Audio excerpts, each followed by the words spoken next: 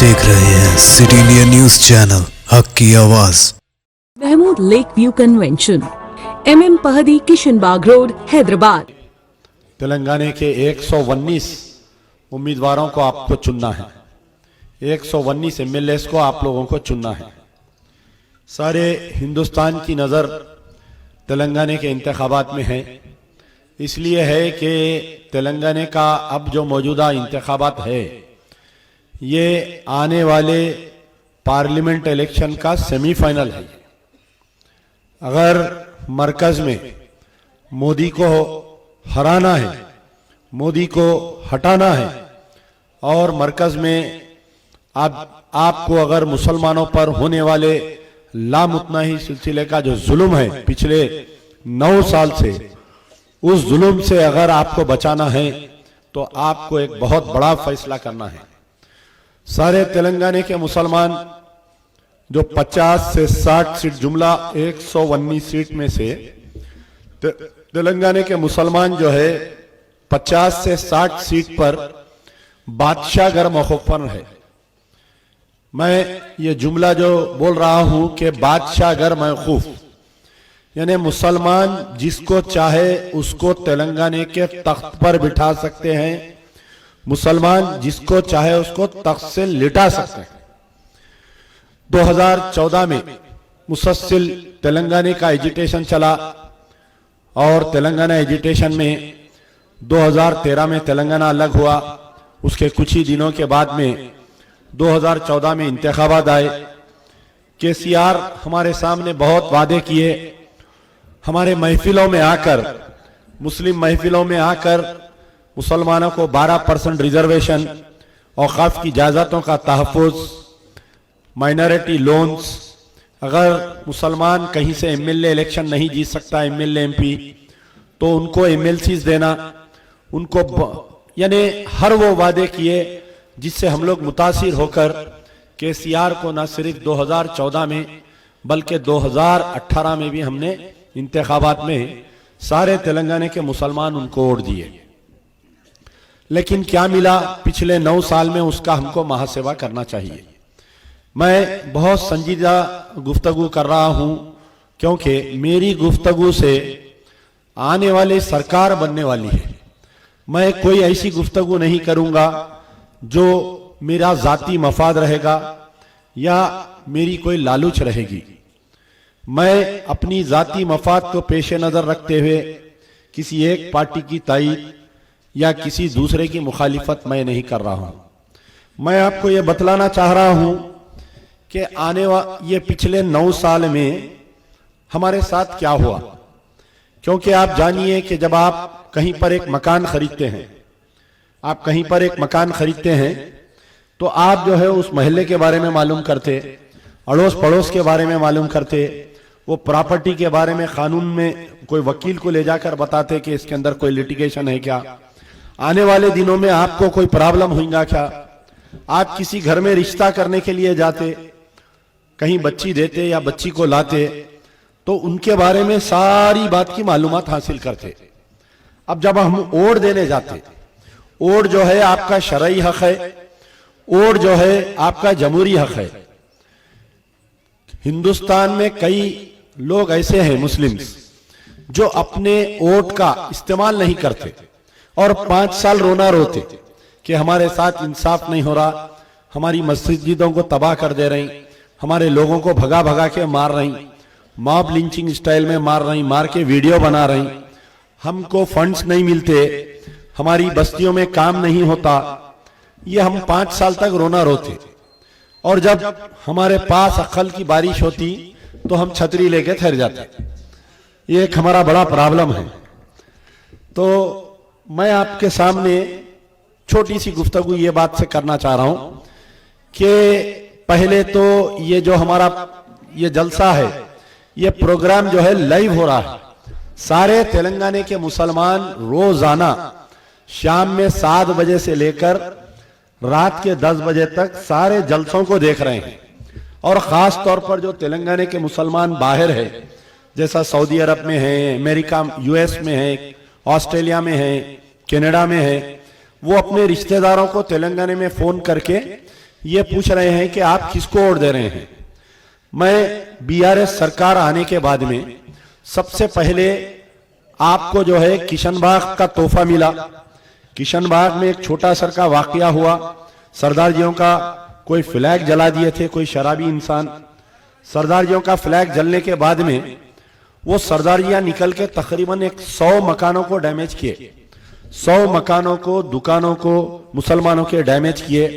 Police खामोश तमाशा रही।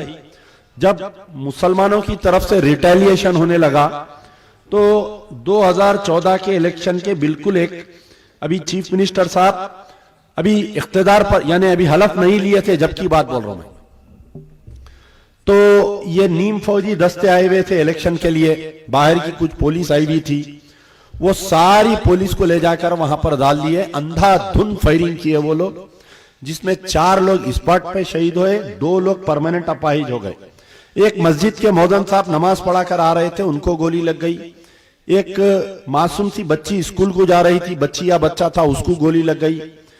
एक खवातीन दरवाजे में ठहरी हुई थी, कुछ प्याज खरीद रही थी, उसको गोली लग गई। जुमला एक खवातीन, एक मौजन साहब और ना जाने 3-4 जने, तकरीबन 4 जने शहीद हो गए। उसके बाद में 60 से 70 बच्चों पे ऊपर केसेस बुक किए, कोलैटरल केसेस, यानी एक घर पे बंडा मारे तो 70 आदमी को केस में बुक किए। ये हमारी केसीआर साहब की शुरुआत हुई, यानी रिटर्न बैक, यानी आप किसी को तोहफा देते तो उन्हें आपको पलटा के तोहफा देता। आप किसी की शादी में जाते एक लिफाफा देते, आपके घर में तकरीब रही तो उन्हें भी आपको लिफाफा देता। तो केसीआर साहब को आप लोग चाह के सर पे बिठाए। केसीआर साहब क्या करे, आपके सर पे बैठ के पहले 10 दिन में मुंह दिया आपके ऊपर, तो आपको तोहफा दिए कि आपके 5 लोगों को शहीद कर दिए, 70 बच्चों को जेल में भेजे। तकरीबन 1.5 साल तक वो 3 साल तक बच्चे अदालत की तहवील में फिरते रहे। फिर कुछ दिन के बाद में जो है ये आलेर का वाकया हुआ। आप बताइए, आपको समझना चाहिए कि अदालती तहवील किसको बोलते हैं। ये सुनिए आप मेरी बात को। मैं जो पढ़े लिखे नौजवान हैं, मैं उनके जहनों को झिझोड़ रहा हूं, मैं उनके जहनों को झिझोड़ रहा हूं, क्योंकि तेलंगाना में 80% जो वोटर है मुस्लिम वोटर पूरा पढ़ा लिखा तबका है। मैं उनके जहनों को इसलिए झिझोड़ रहा हूं कि अदालती तहवील के मायने you are in under the custody of the जज, जज की कस्टडी में है। जज पुलिस वालों को यह कहा है कि इनको जेल के अंदर रखो और जब भी पेशी हुई उनको लाओ और ले जाओ। आलेर एनकाउंटर में, ये आलेर एनकाउंटर में जो अक्यूज थे, 12 लोग अक्यूज थे, उनके ऊपर 3 मुकदमात थे उन पे। पहला एक मुकदमा था शालीबंडा पुलिस फायरिंग केस, दूसरा उनके ऊपर मुकदमा था वालगा होटल पुलिस फायरिंग केस, और तीसरा मुकदमा था कोई ई सेवा सेंटर को लूटे बोल के। ये 12 आदमी में से 6 आदमी को निकाले।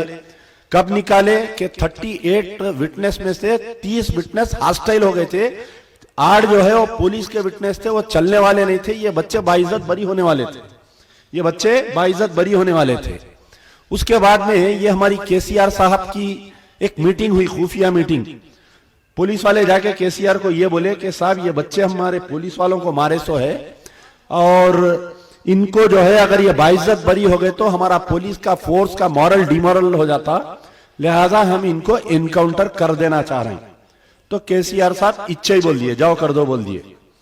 लेके आके जो है बच्चों को जेल से निकाले, आलेर के करीब में लाए। आलेर यानी यहां से हमारे हैदराबाद से थोड़ी दूर पे, मैं समझता हूं नलगुंडे के वरंगल के करीब में आता है शायद। वरंगल की जेल में थे बच्चे। पहले इनको मशीराबाद जेल में रखे थे, वो हाइड चंचलगुड़ा जेल से निकाल के चरलापल्ली रखे, चरलापल्ली से वरंगल जेल ले गए। सबसे खराब अगर तेलंगाना में अगर जेल है, अंग्रेजों के दौर की बनाई हुई जेल है। छोटे छोटे कमरे हैं वो जेल में, आप ऐसा सीधा भी नहीं ठहर सकते, आप ऐसा झुक के बैठना, अंदर जाना आना जेल में, वो ऐसे जेल में रखे बच्चों को। उसके बाद में हाथ में हथकड़ी, बच्चों को आलेर के करीब में रोके एनकाउंटर कर दिए। इत्तेफाक से यह हुआ कि वहां पर से एक हिंदू पेपर का फोटोग्राफर जा रहा था अपनी बच्ची को स्कूल को छोड़ के, इमीडिएट रुक के उन्हें गाड़ी के अंदर के फोटोस ले लिया जो बच्चों को हथकड़ी थी और पुलिस फायरिंग में मार दिए। दूसरा तोहफा केसीआर साहब का। तीसरा तोहफा केसीआर साहब का, ये 5 बच्चों को मार दिए। ये अमजदुल्ला खान तकरीबन 2 साल 3 साल तक केस लड़ा। 2018 में एनएचआरसी की रिपोर्ट आई, नेशनल ह्यूमन राइट्स कमीशन में। I am the petitioner, Amjadullah Khan petitioner है और उस्मान शहीद एडवोकेट, सिर्फ 2 जने उसमें पिटिशनर है, ना असदुद्दीन है ना अकबरुद्दीन है। ये आपके जो अब मौजूदा उम्मीदवार है मजलिस के, इन्हों भी एमएलए है, 10 साल एमएलए, पिटिशनर नहीं है उसमें। मर गए, जान दो, खत्म हो गई, खुदाफिज। 2 जज्बाती तकरीर, 2 जज्बाती बयानात। मुसलमानों का हाफिजा कमजोर है, भूल जाते, और अखबार की जो न्यूज है रात में मिर्चियों में अखबार लपटे जाता, खत्म हो जाती बात। लेकिन अमजदुल्ला खान खामोश नहीं बैठा, मुसलसल लड़ते रहा। 2018 में जजमेंट आया कि द एनकाउंटर इज फेक। ये जो एनकाउंटर हुआ ये फेक है, और इन बच्चे जो है ये एनकाउंटर में मारने वालों को, ये जो मारे पुलिस वाले, उनको मर्डर केस में बुक करते हुए उनको जो है जेल की सलाखों में डालना चाहिए, और उनकने से पैसे ड्रा करके, उनकी तनख्वाह में से पैसे ड्रा करके ये एक विक्टिम को 5-5 लाख रुपए देना बोल के जजमेंट है। ये जजमेंट आके 4 साल हुआ, कभी असदुद्दीन ओवैसी ये जजमेंट के बारे में पार्लियामेंट में नहीं बोले। मामू की सरकार मामू बन गए, फिर नट्टे मामू बना लिए, फिर न जाने अब कल अगर असदुद्दीन ओवैसी का दिल बोला तो केसीआर साहब के और कुछ बन जाते जाके उन्हें। तो मेरा बोलने का मतलब यह है कि आलेर एनकाउंटर की जो रिपोर्ट है, आज की तारीख तक वो बच्चों को इंसाफ नहीं मिला। अब तीसरा कारनामा, एक मामूली सी एक बच्चा था, मासूम बच्चा, जो आर्मी गैरिसन में, आर्मी के क्वार्टर्स में जाके अंदर जो है कूद के कुछ आम तोड़ के ला रहा था।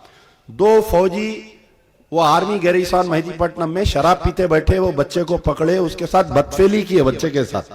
ये बच्चा बाहर जाके नहीं बोलना बोल के उसके ऊपर जो है वो गाड़ी में से पेट्रोल निकाल के, पेट्रोल डाल के उसको जला दिए।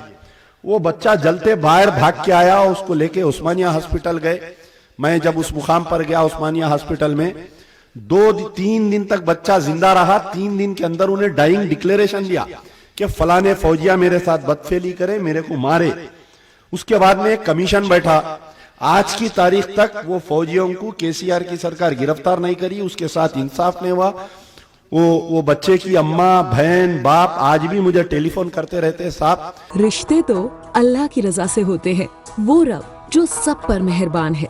और इन लम्हों को खूबसूरत बना रहे हैं महमूद लेक व्यू कन्वेंशन, जहां आपके तमाम यादगार लम्हों की तकमील होती है। शादी, वलीमा, engagement party, birthday party, kitty party, anniversary parties, हकीका जैसे फंक्शंस के लिए महमूद लेक व्यू कन्वेंशन से जुड़े। जदीद और फुली एयर कंडीशन 200 से 800 मेंबर के लिए वासी इंतजाम। खूबसूरत लेक व्यू का नजारा लें महमूद लेक व्यू कन्वेंशन से। मयारी और खूबसूरत इंटीरियर और एक्सटीरियर, वासी parking, separate lift for ladies and gents. Mahmood lake view convention, booking खुली है, हमसे राब्ता करें। MM Pahadi, Kishan Bagh road, Hyderabad.